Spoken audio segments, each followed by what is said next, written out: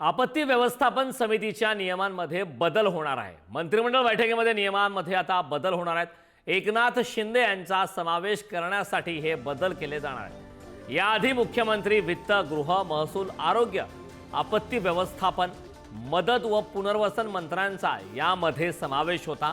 एकनाथ शिंदे यांच्या समावेशासाठी नियमांमध्ये आता बदल होणार आहे।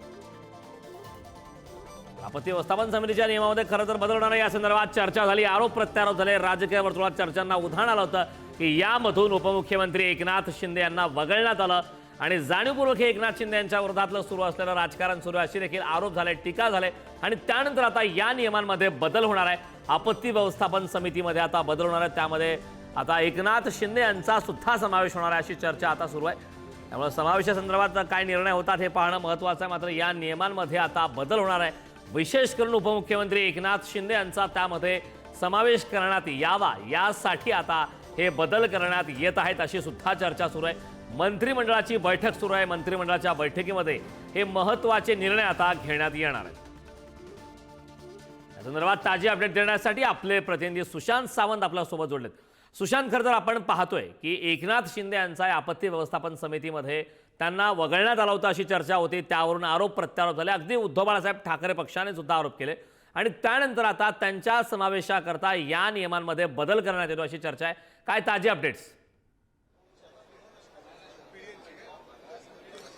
करण, आपण जर बघितलं असेल तर मागच्या आठवड्यात आपत्ती व्यवस्थापन समिती जी आहे ती स्थापन करण्यात आली होती आणि त्यामध्ये उपमुख्यमंत्री अजित पवार यांचा समावेश करण्यात आला होता। मात्र उपमुख्यमंत्री एकनाथ शिंदे यांचा समावेश करण्यात आला नव्हता।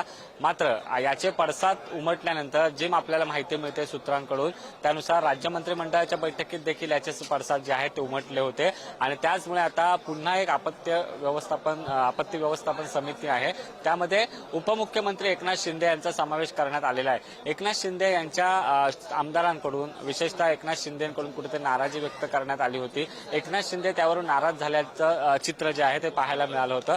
मात्र आता राज्य मंत्रिमंडळाच्या बैठकीत यावर चर्चा झाली आणि समिती पुन्हा एकदा ही समिती स्थापन करण्यात आली आणि या समितीमध्ये आता एकनाथ शिंदे यांचा समावेश करण्यात आलेला आहे। करण, नक्कीच सुशांत, खूप खूप धन्यवाद या सविस्तर अशा माहितीबद्दल।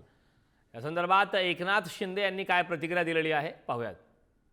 मला काही माहित नाही कधी आपत्ती व्यवस्थापन झालंय, आपत्ती कधी समिती झाली मला माहित नाही।